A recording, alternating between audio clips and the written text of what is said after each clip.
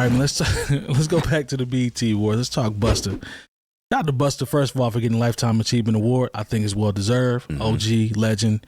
And still puts out top Extinction Level event 2. Thank you. Was excellent. Thank you. So let's just go ahead. If you did not visit that album when it came out, I guess it's now a couple of years ago. He said something though. He was a great record. He said something on his acceptance speech in a little press. He said he pioneered the feature as he was coming up and post Leaders of the New School. And I used to go to the studio and just kind of be around, and ended up writing verses and jumping on stuff because it was so dope. But I sat back and thought about it. As it relates to hip hop features, he might have a point. For artists that really jump on records and just destroy them every single time as a feature, I mean, what other names do we have out there that would go against what he said? Because I think he has a valid point in terms of pioneering the feature. When you think about people jumping on records, he had a time where he kind of championed that feature. I don't know if it's like Busta. Drake, of course. Andre, of course, but that's Andre, 3 Stacks. Yeah, but if we're talking about pioneering it, that's the word. Pioneering the feature. Those were his words. We can make a real argument for that because I think so. After Leaders of the New School broke up, okay, Busta talks about it was hard for him to try to write an entire album. Okay. So there were a lot of songs that like maybe a lot of people don't even remember, didn't even hear. Busta would be like, okay, $1,500 to do this with the artifacts. Okay, let's go. Let's go. $3,000 because I had to pay bills.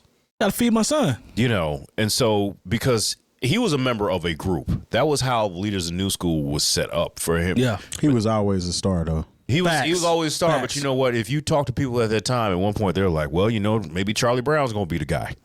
I'd have been like, nah. I mean, I always thought Busta Rhymes had a more of a spark than Charlie Brown. I can see where you would say that, and but shout out to Dinko D. Shout out to Dinko. Yep. We're probably missing somebody, but that is what it is. But here it is, like for you to say, for you to think, okay, I'm in a group, and they're like, okay, now you're a solo act because the group is no more. Right. It's like, okay, I only got a 16 for him here and there.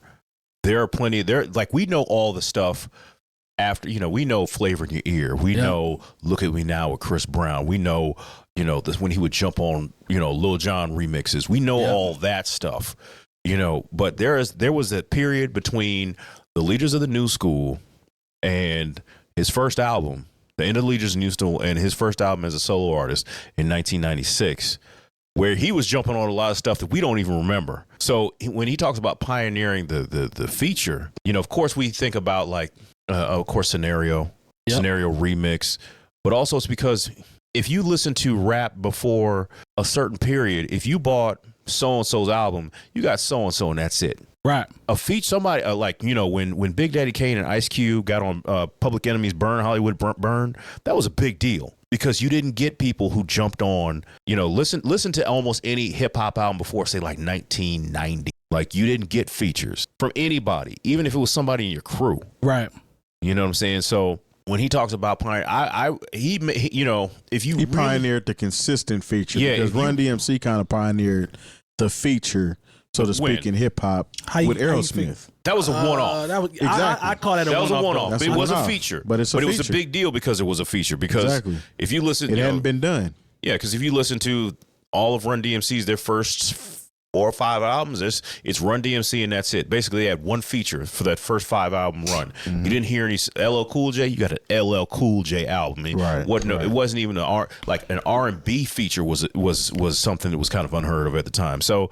if you really do your Googles and look up Busta Rhymes, like I sometimes people are like, well, his crew doing too much. That whole crew, Native Tongue, they all kind of did that back and forth. So you had Q-Tip would wind up on a De La Soul record. Queen Latifah and Moni Love doing stuff together. The Posse cut was still new. Yes, Jungle Brothers, a Posse, because when you think about what the symphony. That was a big deal. Yeah, with Marley Marl. Then Buddy, like when you think about posse cuts, those are some of the first. Because Tribe got Busta features that are fire. Of course. Yeah. You know what I'm saying? Like it's around that time, like he was popping, he was really popping out. The story was dope. Even if they just sampled his voice, like on Oh My God, on Low End Theory. What's the joint on Midnight Marauders? I'm sorry, God lives through. God lives through, and oh my God, is on Midnight Marauders. Yeah, like on my come on, man. Like, and the fact that he said he used to say, I forgot my rhyme book in here last night, but he was steady calling the studio to see who was in the studio. This is brilliant how he got to all those features. Like just calling a person, being like, yo, who's working tonight? And then acting like he was working in there the night before. And it ended up being, you know, passing the weed around and writing the 16. I think that's dope. And he was like, I fed my family that way. Yeah. You know what I'm saying? So I respect the hustle. But I think he's right, man, because he's definitely one of the first ones to consistently murder stuff that he was a guest on. He set the blueprint for Lil Wayne. Wayne took it. Man, did Wayne take it, though? No, Wayne is kind of a different beast when it comes to that. To the features? Yeah, I think it's a little different when it comes to Wayne. And I ain't taking nothing away from Busta. Wayne, it was a point where Wayne would hop on anything. Anything. What you got, Long? Nothing. No, I don't. It sounded like you was about to say something. That's why I asked. No, I don't really have anything. I agree with the Wayne part. I don't know if I agree with the Busta or not. I think it makes sense. It makes sense. But I also like Terry's point, you know, about like who really pioneered the feature, like who really showed people that, you know, you can, that this is okay to do. Okay to do, you know, because of how music kind of was. But as far as like early Busta, it makes sense in my mind. But yeah. And I don't know if I'm forgetting somebody, but I think the Wayne's era was just a different era because featuring wasn't such a big deal. Yeah, it was a thing. It was a thing. Everybody was doing it at that point. You know what I mean? Agreed. So I feel like Andres is maybe even. I like Andres because he's so select with it.